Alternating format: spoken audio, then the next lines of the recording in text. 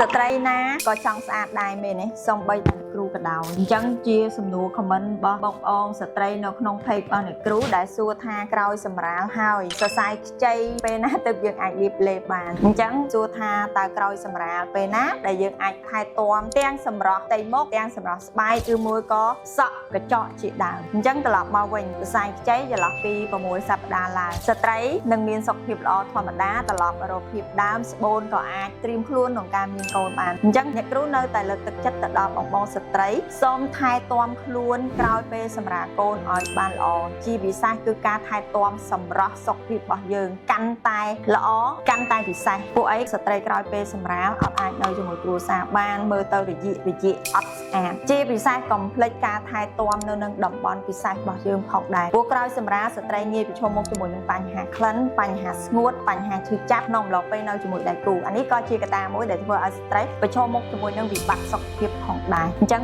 6សប្តាហ៍ក្រោយពេលសម្រាលយើងអាចតែងខ្លួនរៀបចំខ្លួនស្លៀកពាក់ឲ្យស្អាតបានហើយមិនថាលេមុខលេខ្លួនគឺយើងអាចប្រើប្រាស់បានផងដែរ